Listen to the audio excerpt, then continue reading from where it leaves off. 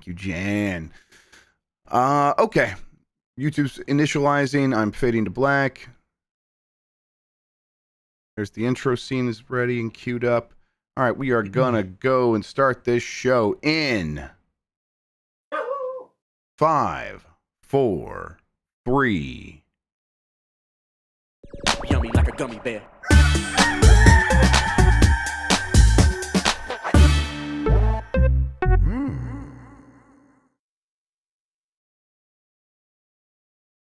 It's the internet. You're busy. Let's do this for January 10th, 2024. For the next hour or so, let me help you sort through the world of gaming on Game Mess Mornings Live with me, Jeff Grubb. Today, Nintendo actually responded to Switch 2 leaks, and Xbox has a developer direct coming up later this month with a mystery game.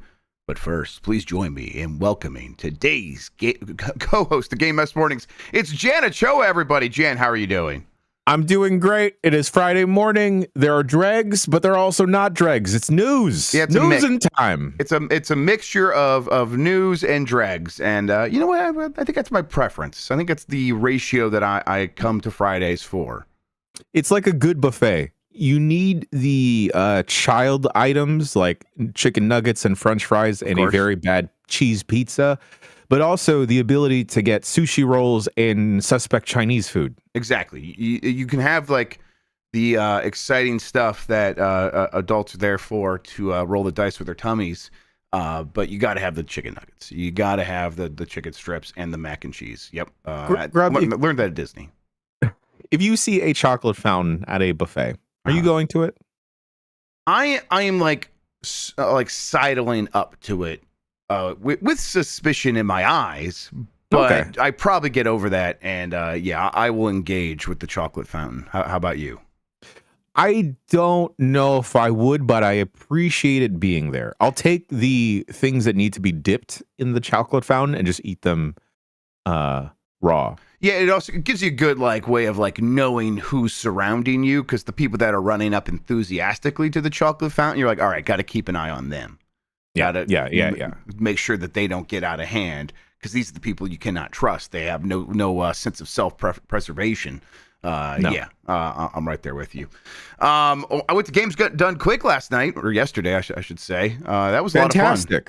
A lot of fun. Yeah, we saw. We showed up. They were finishing the Partners in Time run, and we went down and played some games in the arcade there. I did the Poppin' music that's what these machines are called? Oh, the washing machine. Washing machine, yes, yeah, and it was that was my jam. I like rhythm games a lot. It was very fun. There's AJ Minotti got some video of me playing, so I'll find somewhere to put that. But it was a good time, and then we went up and watched the entirety of the Tears of the Kingdom run, which was fantastic as well. Boy, that's a good game, and it was very fun to watch someone just tear it apart. They did great as well. We got out of there not too long after that, though, because we had to go record a podcast that night. But yeah, it was a quick jog over to Pittsburgh, and I'm going to try to make that happen again next year. Fantastic! I've always wanted to go to a Games Done Quick and just see the magic happen.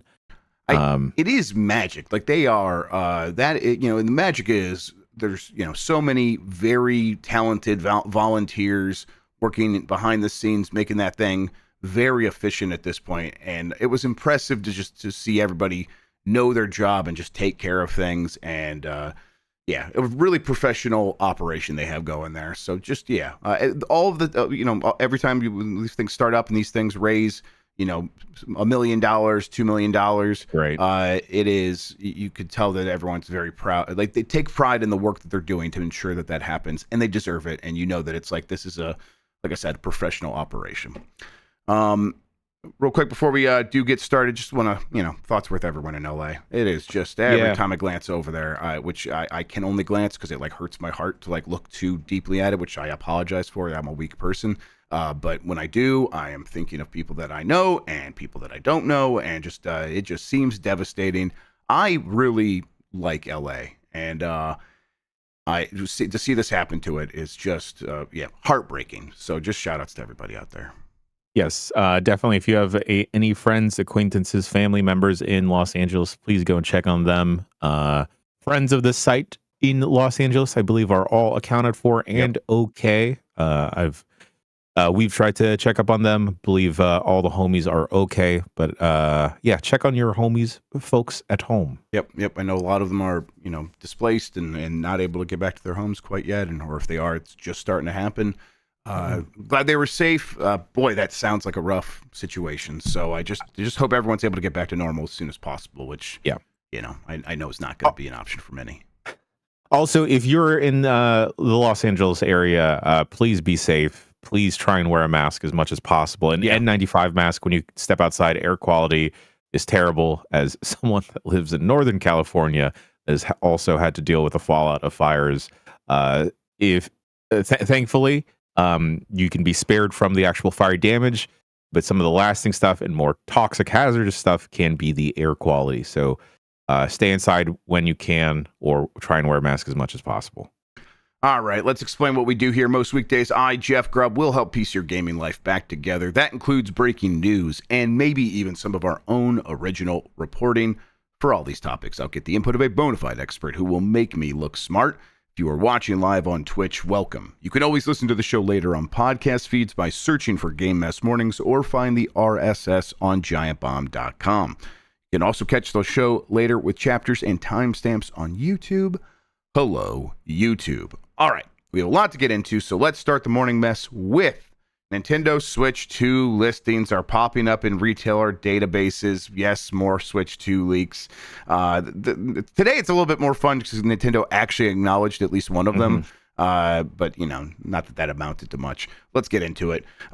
This is from multiple places, so I kind of all mashed it all together here. Recent links from GameStop's internal database and French retailer Fnac suggest details about Nintendo's upcoming console, possibly a Switch successor. Well, definitely a Switch successor.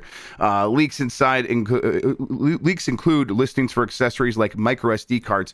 These are express micro SD cards. This is maybe interesting because, for one, they'll be faster, something that I think a lot of people were anticipating.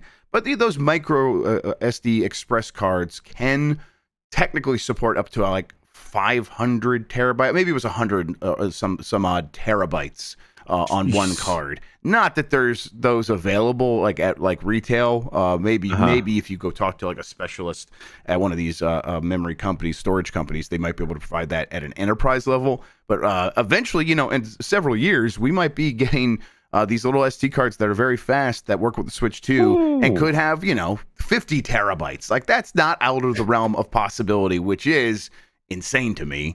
But yeah, I'm glad that Nintendo is at least using what feels like a more next gen technology for its cold storage there. There's also carrying cases, Joy-Con grips. The dock has little indentations on it, so you can't slide or you can't put the Switch 2 in a Switch 1 dock. And I think that's also something most people were anticipating. That tells us that's maybe there is some reason, there's maybe more going on in the Switch 2 dock than in the Switch 1 dock, or who knows, maybe Nintendo just wants to sell you a new dock, and that's the way that goes. Makes sense. But yeah, this is just been an onslaught parade of leaks from every which way. We've talked about the mouse thing, maybe that's a optical sensor and those are mouse soles, as they're called, little feet, so the thing can slide on a table. We still don't know really anything for sure about this system. We are probably going to get a lot of definitive information relatively quickly. Again, it will happen quickly because they've said they are going to show this thing off before the end of March. We are midway through January. We're talking a matter of weeks now. But I think it's we might not get out of January before really getting all the information about this. And in this moment, it feels like, God, we know everything. But a lot of the stuff that we have speculated and tried to piece together and feel good about, like the mouse thing, as Sean was saying on Game Mess Mornings earlier this week, could just look absolutely batshit silly very soon. Jan, how are you feeling about all this? I say more rumors aplenty. Let's build up the hype factor. Let's build up our expectations and let's get weird. And I can't wait for Nintendo to release something that is still going to be pretty neat and cool, but it's not going to live up to all the wild expectations we built up. And we'll all just be like, oh, Oh, okay. Yeah. I'll pick one up anyway. Yeah, I think that there, I definitely saw some images of a Switch 2 allegedly being turned on, something that we hadn't seen up to this point. But as far as I glanced at this, I only looked really quickly. It looked like it was just doing a manufacturer's like check, where like when you turn it on, be like, post. It was doing the post thing for your PC. This thing is going to post. It's going to turn on, and then we're going to check all the systems to make sure that they're operational. And something that the manufacturer would be able to do maybe before they load on the operating system, the actual operating system. So maybe that is the Switch 2s that are getting out there, and some part of the operating system gets put on these devices at some other point that is not happening at the point of manufacturing. It's weird. We still haven't seen anything about software. We haven't seen anything about the way the system works, which is, in my mind, the most important stuff. The more interesting factors about what the Switch 2 is going to be. So yeah, there's still a lot for them to talk about. Have we seen anything, Grubb, about like the future of Switch cartridges or Switch 2 cartridges? Yeah, I'm not sure. People are saying in chat that we have. I have not seen that. So let me see here. I'm going to go to a website called Google and Switch 2 cartridges, and I will just say cartridge, even though I think they're just cards because I'm a bad person. Let's see here. I'm gonna click on news. What about chips? Let's start calling them chips. Yeah, they're chips. We're put chips in your deck because we're cyberpunk now. Yeah, I don't know. I'm not seeing much about it. So yeah, maybe they'll taste better. That's probably what people are worried about. Yeah, I did have that conversation with my kid the other day, being like, because there was a battery that had the symbol on the package that's like, we put the bad coating on this, so it'll taste bad. And then she's like, so if it doesn't have that, does it taste good? I'm like, no, don't go thinking that. So yeah, that was a real fun conversation. Yeah, Nintendo did respond to some of these leaks, though. Nintendo responds specifically to CES Nintendo Switch 2 leaks. This is from Alex Hopley at Game Reactor. At CES, despite Nintendo not being present at the show, we've heard a lot of alleged details about the Nintendo Switch 2. From an apparent logo to supposed Joy-Con images, a lot of this stuff is starting to look legit, but without confirmation from Nintendo, we're keeping our salt shakers out. Speaking to the Senkei Shinbun, Nintendo made a very short statement on the supposed reveals, saying the images and videos are, quote, not official. While this might sound like an immediate dismissal of what we've seen so far, the word official being used here seems quite key. Nintendo hasn't told us the images are false or fake, just that they're not official, which we know as they've not come from Nintendo itself. In reality, then, this has cleared up little in regard to whether these images are legitimate or not. Yeah, I mean, just the fact that Nintendo felt the need to respond is maybe a little interesting. It's more interesting for the company responsible for this, which is Genki. Which is gotten a lot of attention because of this, which was the goal, I'm sure, and more power to them. I have no problem with this. Do your thing. You got the information, and you don't have a direct relationship with Nintendo. That's fine. But Nintendo has noticed, and maybe that is a little bit scary if you're them, right? Yeah. Is Nintendo in a position where they can issue like a cease and desist or some type of legal action to stop Genki from manufacturing Switch 2 peripherals? Is that a thing that can be done? Yeah, you know what? I don't, in my head, I'm like, it seems like that would be hard to do, because unless they're using like the Switch 2 trademark or some proprietary piece of information, like, anyone's allowed to make a piece of plastic shaped however they want, right? And then if it happens to work with the Switch 2, what can Nintendo do about it? But maybe there are rules in some territories that I'm not aware of, which is very likely. I'm not aware of most of these regulations. But it seems like the way, my guess is, because Genki is behaving this way, and this is, it's a professional company with access to lawyers and things like that. My guess is they know that Nintendo either can't do something or wouldn't do something because it's just not worth it to them, because they would maybe just lose. I think in the future Genki might want to work with Nintendo, and this might be taking that off the table. Yeah. Do you think this is Genki playing a little bit of chicken because they want to get ahead of the game versus all these other peripheral producers out there like a Mad Catz, etc. And if Nintendo were to pursue legal action, that would kind of confirm specs, like physical specs of the Switch 2 that Nintendo would still wants to kind of keep out of there. So Genki's like, they're not going to fire out on us, so we'll just keep pushing the limits, and Nintendo's going to have to play ball. Yeah, I mean, I think that could be part of it, and I think it's the reality. The reality is likely that Genki only has a very limited piece of the information set, and they're working from that, and Nintendo might have bigger concerns of figuring out where those leaks were coming from in the first place, if they really care. But yeah, I mean, the people in chat are noting that there's rumors the thing gets announced next week, and that sounds plausible to me. It sounds, but we've heard that many times. Of course, we've heard that many times, and I've said before it sounded plausible because it did. But yeah, I think that by next week we could have all these answers, and as we always say, none of the things that have happened up to this point will be remembered or mattered. Yeah, 100%. Grubb, I feel like Nintendo has unfortunate timing with real life events. We know that a certain thing in the United States is happening in 2 weeks. Nintendo should just do it next week to get ahead of the curve before anything worse happens in America. Exactly, yes. Which is like, I get all the uncertainty, but at a certain point, you just gotta act and go with whatever's happening there. Yeah, people are also once again pointing out from chat. Thank you. That Imran Khan, GameSpeed's owned, noted that Nintendo PR is finding a lot of the stuff going around to be very funny, and that their plans have not changed. And again, my hunch here is that those plans are something's happening next week. So they're making the watch then, huh? They're making that, yeah. They're like, it's funny because no one's mentioned the watch except for that Jan guy, and everyone thinks he sounds crazy. So we got everybody right where we want them. So Come on, Nintendo, cut the check.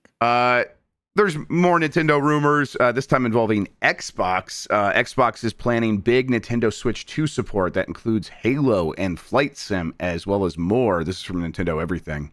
Rumor has it that Xbox is gearing up for a significant amount of Nintendo Switch support, including its top-tier franchises like Halo. Nate Drake, weighed in on what to expect during a new episode of his podcast. It's claimed that at some point, we'll be seeing Halo, the Master Chief Collection, as well as Flight Simulator on the new console, as well as PS5. Halo and the Master Chief Collection, is not a new package as it's first debuted nearly a decade ago. Man, it's been that long. But it's a big release containing campaigns for Halo Reach, Halo Combat Evolved, Halo 2 Anniversary, Halo 3, Halo 3 ODST, the campaign, and Halo 4. There's also a huge multiplayer component with various modes, game types, and over 120 maps. In general, it sounds like there will be a good amount of Microsoft support going forward for the new system. Nate says the company will be porting and patching the current Switch lineup, Grounded, Pentiment, and Ori games, which were previously associated with Xbox and are already on Nintendo Switch. However, it also looks like they'll be on Switch 2 with 4K support, and Sea of Thieves and Hi-Fi Rush could be possible as well. They're already on PS5, so Nintendo Switch 2 versions make sense. And of course, early on, there were rumors that Sea of Thieves was heading to Switch alongside the PS5 version, and maybe that was just always a mix-up that would be a Switch 2 version down the line. Mm-hmm. This one is like, I mean, they've had a lot of success putting games out on the PlayStation 5. Switch is just a matter of getting development up to a point where it's like it's easier to port those games to the Switch, and now Switch 2. And for Master Chief, the Master Chief Collection, that's an older game that just could run on Switch once. They probably just launch it on that. Not too surprised to hear this. How about you? No, not surprising at all.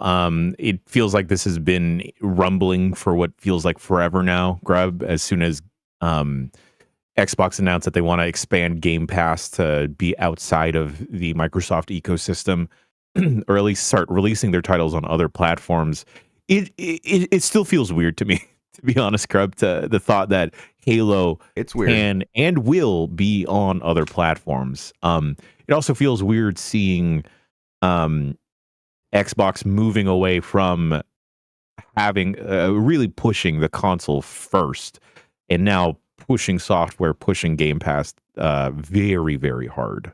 Yeah, it's I think it's just recognizing that the previous trajectory, the previous strategy was not going to pan out the way they needed it to, which was, putting the console first, putting Game Pass first.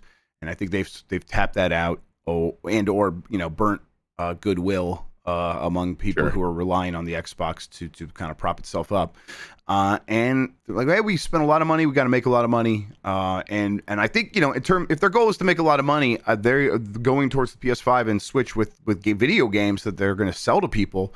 It's a good way to make a lot of money. And so I think this is going to work. Kind of feels like, the way that just things evolve naturally in the world, where it's like you just look for the path of least resistance, or the path that provides the biggest return on investment. That's what capitalism is supposed to do. And that is going to lead to a company being like, we kept trying to do this one thing where we kept things guarded for long enough, and now that we've put things out on these other systems, we are making a lot more money. We kind of have no choice, and we don't feel like doing anything else other than that. So, they're going to keep supporting Xbox. That still makes a lot of money, but this is just lines up with their current goals. Yeah, when you look at it on paper, the Switch 2 is going to have a massive install base from the jump because of the excitement, all the rumors coming around. And maybe Nintendo won't have the software to support it, other than a couple first-party titles, maybe just kind of relying on that backwards compatibility that could happen. And that's where Microsoft could easily slot in and be like, hey, you got a Switch 2? Why don't you play all of the Halos? Yeah, I mean, even Nintendo has a pretty decent launch. It's going to only have a handful of like very big games. And so when people are getting a Switch 2, they're going to do what they did with the Switch 1. They're going to pick up, Zelda and maybe one other thing from Nintendo, or maybe, their second game will be one of these smaller games or a game from a third party that a lot of people that you like to pick up at launch. Like, a Golf Story did really well in the first year of the Switch because everyone was just buying everything on the Switch because they were so excited. So if you have these games ready to go for the launch of the Switch 2, you're gonna benefit naturally from that, as you said. Yeah. And if getting online is, not that getting online is difficult on the Switch, but maybe if it's a more streamlined experience on the Switch 2, something like Sea of Thieves could really take off and have like another life. I'm still very surprised that a lot of people are playing Sea of Thieves. Yep, they love it. But geez, this can be very good for Microsoft. Do you think they eventually try and bring a Call of Duty as well? Yeah, I mean, from that court case, they promised they would bring Call of Duty to Switch. They have to, unless they want to get in trouble with regulators. So, well, with that left mouse Joy-Con, yes, can't wait. Yep, yeah, and that's would be kind of a story. You just said that, and that popped in my head. So, okay, so wait, the left mouse Joy-Con, you put that in your right hand and use it over here. Does that mean you're then using the right Joy-Con in your left hand if you want to like move around in the world? It's like I kind of get the sense that the mouse is going to have to be used on its own and not like simultaneously with the Joy-Con. But who knows? And again, we could sound very silly in a week to 6 weeks when this thing gets revealed and maybe there is no mouse support at all. It was just something else that has nothing to do with anything. It's a grappling hook. It's a grappling hook. Duh. Come on, everybody. All right, let's take a quick break. When we come back, we'll talk about the Xbox Developer Direct that has a brand new mystery game in it, Assassin's Creed Shadow delayed, and more right after this.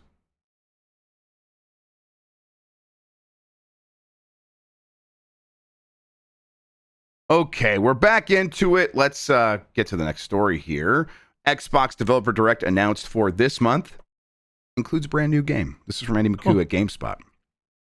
The next Developer Direct event is coming up soon. Microsoft has announced a new Xbox Developer Direct broadcast for January 23rd, and it will feature a number of games like South of Midnight and Doom: The Dark Ages, as well as a brand new game. The event takes place, as I said, January 23rd at 10 a.m. Pacific time. It's expected to stream in all the usual places. And as they say here, we'll visit Compulsion Games in Montreal, Canada, to learn more about South of Midnight. Head to Montpellier, France, to see Sandfall Interactive for a look at Claire Obscure Expedition 33, which is that French Final Fantasy looking RPG that looks very cool. Stop by the legendary id Studios in Richardson, Texas to check in on Doom: The Dark Ages, which I continue to be very excited about, and visit a surprise location to see another studio's brand new game, Microsoft said. Microsoft did not say anything more about what the mysterious game might be, but keep checking back GameSpot for more. This is one where it's like, is this a brand new game? Is it a remake? Because we did have those rumors earlier this week that something's going to be happening soon with Virtuos and its Unreal Engine 5 remake game, which is very likely Oblivion. That's a Microsoft joint, but they're saying brand new game. So maybe this is something else. I don't know. Either way, I'm pretty excited to watch this showcase later this month, mostly because of Doom, but I don't mind seeing more about Claire Obscure, and South of Midnight continues to look very fascinating as well. So yeah, it just feels like Microsoft's got a pretty decent year coming up, right, in terms of games. Yeah. Yeah, I'm curious to see when they were saying another studio's brand new game. That means internal studio, Grubb, or I'm gonna assume so, but there's nothing here that like definitively says that, Jan. Okay, because I think the first time we saw Path of the Goddess Kunitsugami, or maybe I got that titles backwards. That game was at a Microsoft event, so I'm curious. Maybe is this like could it possibly be a partnership with an external studio that they're really pushing on Game Pass? Because when I think of Kunitsugami, Path of the Goddess, there we go, we got it right. I think of Xbox. Yes, and I think what I've heard is Capcom and Sega continue to have a good relationship with Microsoft. Their games are doing pretty okay on those platforms. Microsoft pays them the right amount as far as they're concerned to be in Game Pass when they do put their games in Game Pass, like Kunitsugami was, or continues to be, I think. So there's a chance that it could be something along those lines. And I think, if a Sega or a Capcom has a game of Kunitsugami's scale, announcing it here might make sense. You're right. So this could be just about anything. But I think recently there's been very few complaints about the way Xbox has been running these developer directs. They are quick and snappy, lots of fast information and looks at games, and then they do deep dives later on the blogs or in YouTube videos or whatever. So I think that developers want to be in these showcases now, and yeah, like you said, could be anybody. At the very least, though, like I said, good year for Xbox overall. We're expecting Fable still. Avowed's coming out in a month. Oh, right. I think South of Midnight and Doom: The Dark Ages are both tentatively scheduled for 2025, I believe.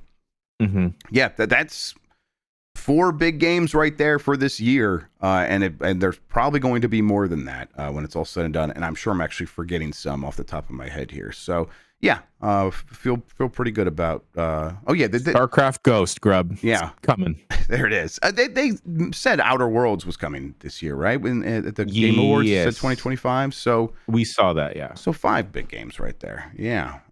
Cool. Looking forward to that, because I feel like after Indiana Jones, feeling much more positive about what Xbox is putting out. Yeah. Hopefully they can kind of keep that going.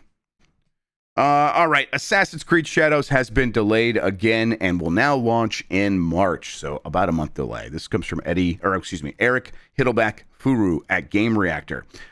We all knew that at least one of the many highly anticipated games set to launch in February was going to get one more delay, and the first one has decided to go into the shadows. Ubisoft confirms that Assassin's Creed Shadows, that was originally meant to launch last November, has been delayed from the 14th of February to the 20th of March. Now what am I going to do for Valentine's Day, Jan? The officially stated reason for the delay is to allow the team to better incorporate the player feedback gathered over the past 3 months and help create the best conditions to launch. Let's hope that means feedback from actual players and not those who keep complaining about the game being woke because of its playable characters. Another interesting thing in the press release is that Ubisoft also acknowledged that the company might be sold off to interested parties. Leading advisors have been appointed to review and pursue various transformational and strategic and capitalistic options to extract the best value for stakeholders. And yes, that's a quote from Yves Guillemot.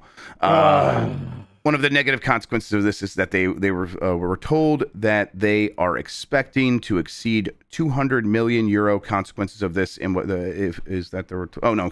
in reduction of its fixed cost base. Basically, they're going to cut 200 million euros worth of cost, which almost certainly means jobs. Yes. I mean, yeah.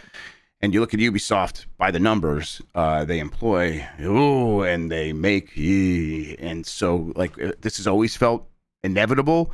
And part of me is For as much of a trash fire that as Ubisoft is, part of me is a little bit like happy that they have found ways to put off the massive layoffs. I mean, they've had big layoffs, but they still are nowhere near as lean as a lot of the other companies that they're competing against. And it feels like that's just going to break now. And here it is. And again, inevitable. They put it off for as long as they could because they wanted to keep making games the way they were going to make. And no. But hey, at least Yves Guillemot might still be in charge, Jan. Yeah. Okay, let's talk about Shadows first, though. How are you feeling about a little bit of a delay there? I think ultimately it's going to be for the best for Shadows because that February window is already looking very, very populated. The Monster Hunter audience isn't necessarily the same audience, or the Avowed audience even isn't the same type of gamers that are going to flock to Assassin's Creed Shadows, but I still think it'll be best because Monster Hunter Wilds is bound to pick up a lot of mainstream hype, especially after how well Worlds performed. Avowed, I think folks are going to go to it despite having zero marketing or zero hype for it. I forgot it was coming out next month. Yeah, it's almost like, and it's weird, it's not going to be in the developer direct, but yeah, keep going. Right. Oh, geez. And then it's probably going to be the best for Assassin's Creed to get out of those other big two games. I believe there's at least like one or two more. Is that right? Yes. Okay. Yes. Like a Dragon. Pirate Yakuza in Hawaii. What an incredible name. I love that team. Yep. To get out of the way of that as well. Again, even though those audiences may not be similar, Like a Dragon is still picking up a lot of mainstream popularity that maybe people are a little bit tired of the Ubisoft name, tired of Assassin's Creed, thinking that it may not be like a new fun thing. So getting out of that window when there are other new games could be good. But I believe they're also now going up against the Xenoblade Chronicles re-release. Yeah, they're not going to be able to avoid everything, right? And it's like, and they also don't want to go into the next fiscal year, which is why March 20th is the release date. Basically, essentially the last day they could release it before the end of the fiscal year. Yeah, there's probably maybe another Tuesday. I think that's maybe a Tuesday that they could release it on before the end there, like the March 27th. But I think they want to give it like a full week of sales, at least in the fiscal year. And that means, okay, March 20th. And so it's like, okay, we got to look around. Yeah, there's other games coming out, but it's a little bit lighter than it was in February. Now, you say that, but it's like a lot of those games that people are buying in February are big, beefy games that they're likely still to be playing in, I mean, especially Monster Hunter. But who knows about Avowed and Like a Dragon? I know it's going to be a side story, but those games traditionally have still been pretty beefy. People might still be busy and not ready for this game still, but, it's maybe still better than just being in the maelstrom. Now, on the other side of it, them wanting to maybe like put this off because they're exploring strategic options and capitalistic options. That sounds like, hey, we want to try to make a deal before this game comes out. And I've said this. I said this on Blue Sky a little bit, but it seems to me that they're saying that we want to make a deal with someone like a Tencent or whoever. Before this game comes out, because we have a little bit more leverage in that case. Once it's out, whoever we're talking to will just know what we are, know what we have, and we won't be able to sort of say, but hey, sure, this is what we're doing, but we still have that coming. There's no real, we still have that coming after this game comes out for Ubisoft. They have to reload, and there's nothing going to be quite as big for them in maybe a couple of years. So sounds like they're just trying to solidify and finalize whatever conversations they've been having, likely with Tencent. We'll talk about this more here in a second, before this game comes out. So it's like they're going to give this game a little extra time and try to give themselves a little extra time to make a deal. Ubisoft just continues to feel like it is, just spinning in every direction, right? I can't help. So, Grubb, I'm not a businessman. I'm a business. Damn, sorry. It seems like there is one common denominator here, despite all of Ubisoft's efforts. And after they've laid off several people, massive chunks of the team, and remained lean, and game after game and effort after effort, not quite sticking the landing. Maybe the problem is they are very, very top heavy. Yes. Yep. And maybe the capitalistic whatever efforts is perhaps the lack of effort to adapt from the tippy top. Yeah, I think that this top-down strategy they had. I remember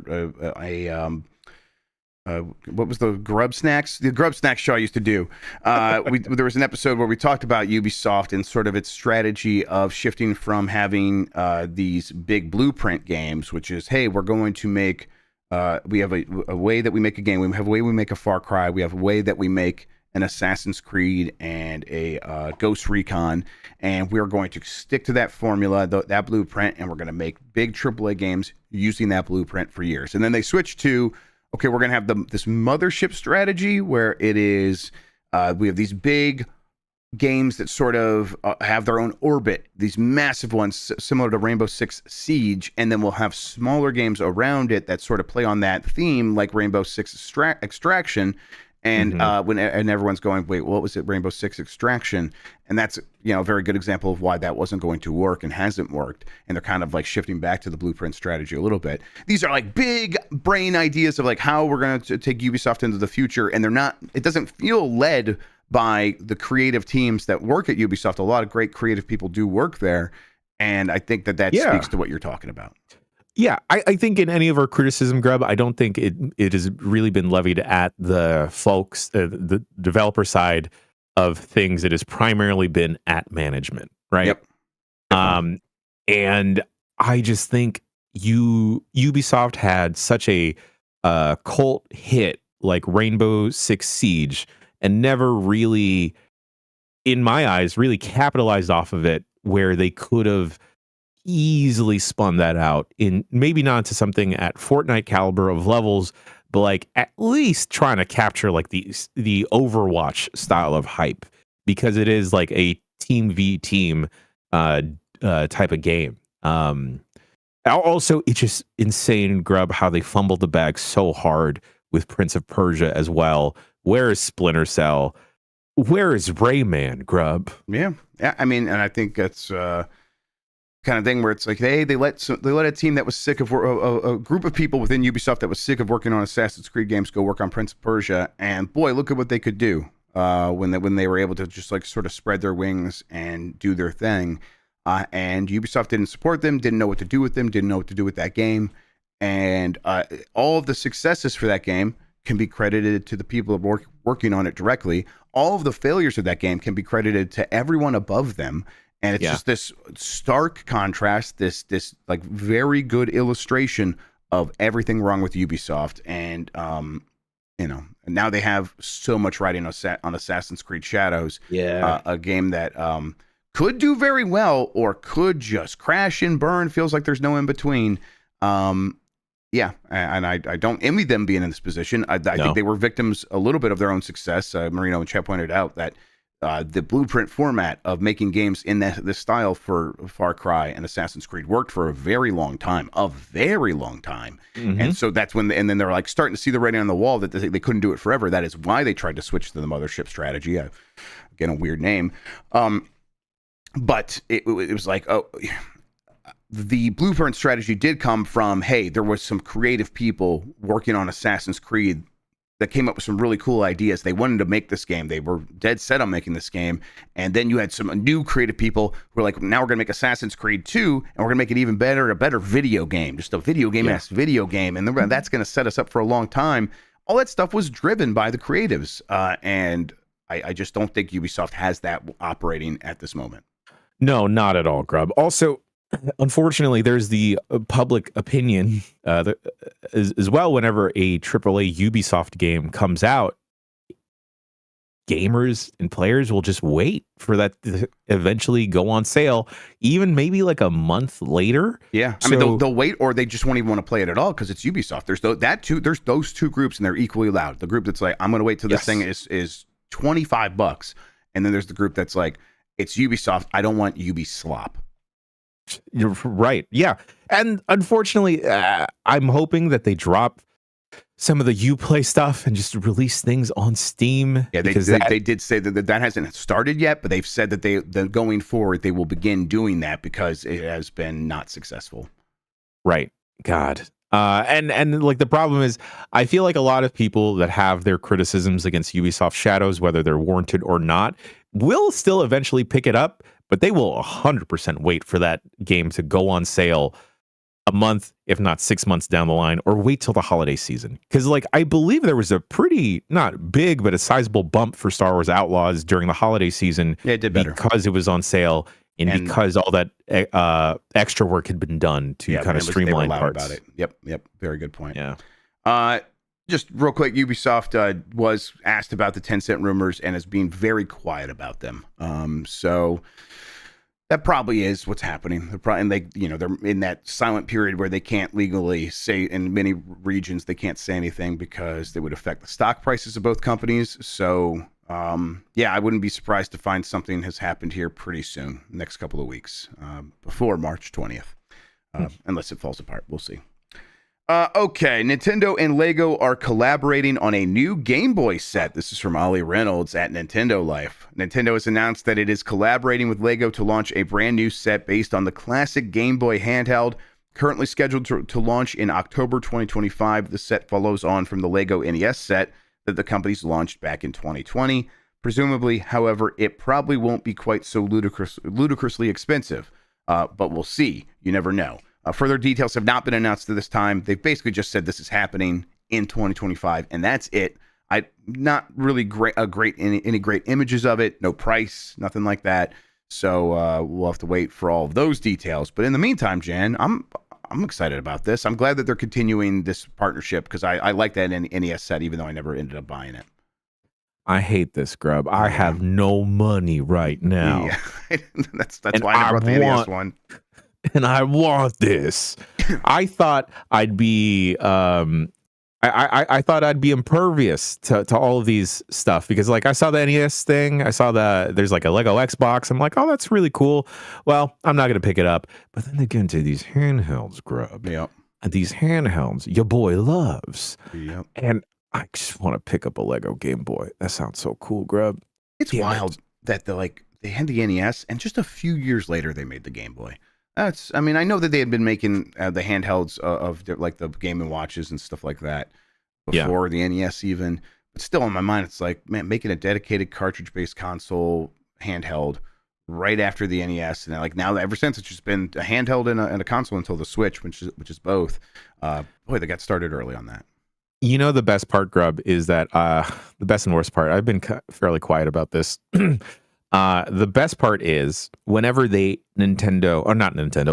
makes one of these fun sets, like the NES one, this upcoming Game Boy set, and if you look at any of their plant-based, not Legos made out of plants, but they're like bouquet stuff. Right. They're all pre-existing Lego parts that have just been colored a different way.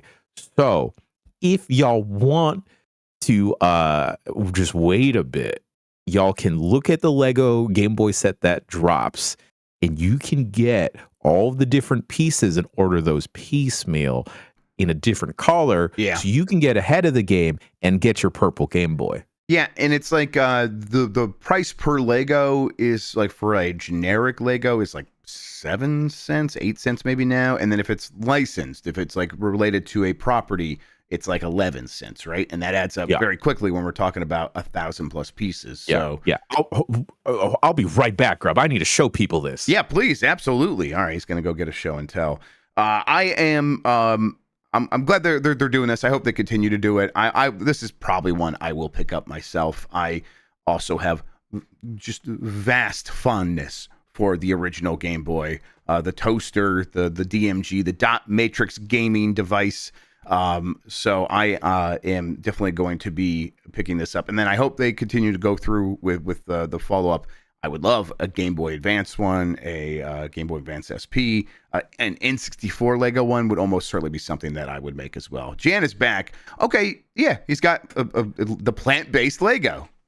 Yes, for folks at home watching the audio, I have the Birds of Paradise set in front of me. Botanical. That's what it was. There it is.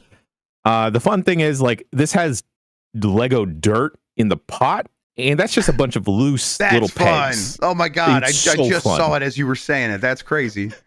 But like the Birds of Paradise here, if you look, like this pointy part is just like what I believe was a walkie-talkie from like a Star Wars set a couple of years ago. But also another part of their botanical collection is like one of these roses. They had 3 different designs for the roses here. And if you look on the inside, that is Indiana Jones's whip, but it's been colored red. That's amazing. Oh my god. Yeah. So, hey, folks at home, if you want to save a little bit of change, just wait for someone to drop the part set and then just order it from there. And yeah, that's something that does happen in the community, right? The people have frequently done that before. Yeah, those freaks do that. I love those freaks. All right. Let's see here. Last story I have. Half-Life 3 fans think they finally found proof, quote unquote, that the game is coming. This is from Alex Hopley at Game Reactor, and we got some folks who are down bad. Jan, let's help them out here.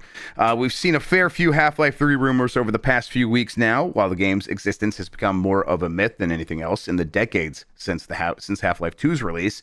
There is fresh belief that something is coming, and I will admit I am a believer. So I'm right there with these folks. I believe something's happening, but when you see stories like this, you got to be like, oh my God, are we all losing our mind?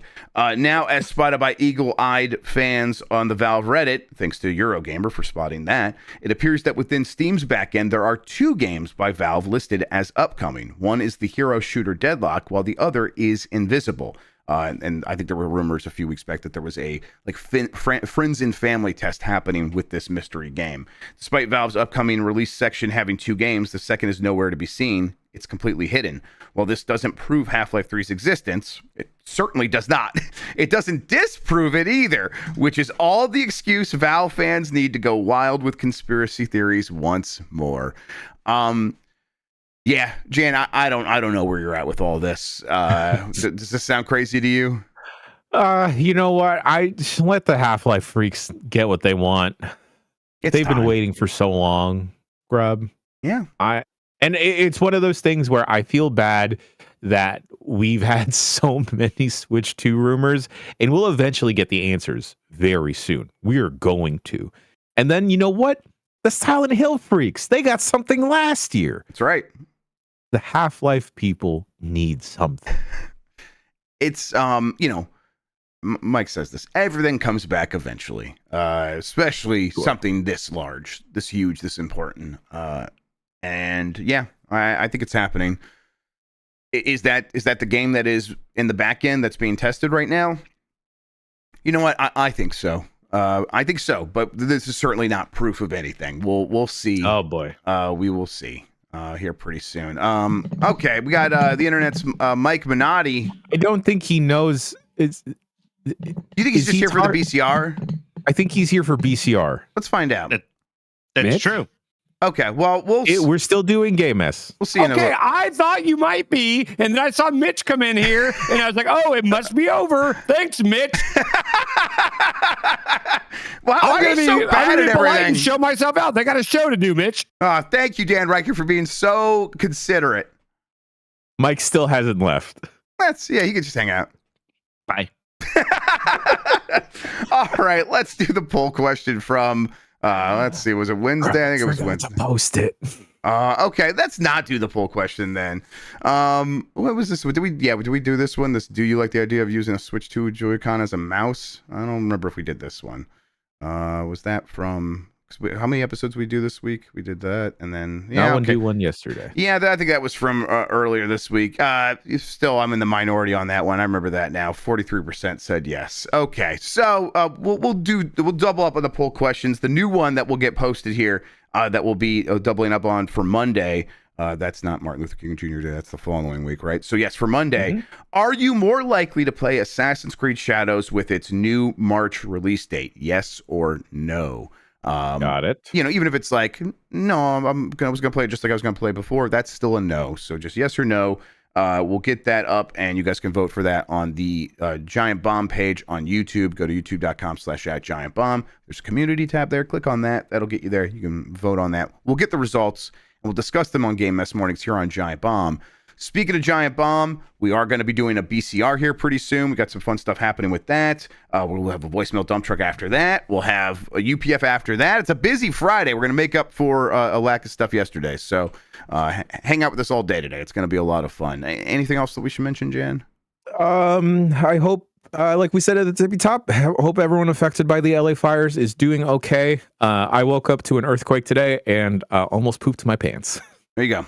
Everyone in California is being punished for something. So, yeah. Sorry for being so hot. It's just because they're too hot, and God is punishing you for it. Yep. With thoughts with everybody in LA, and now apparently the earthquake people in San Francisco. No, as well. it's fine. It's fine. We're okay. You guys are it's all right. Do not pity us. All right. Fair enough. All right. I think that's going to do it for us. Jan Ochoa, thank you so much for hanging out with me today and talking about video games, man. I super appreciate it. Drugs, mate. Thank you, everybody, for watching and listening. You're the best audience in gaming. Until next time, have a good one. Take care of yourself, and goodbye.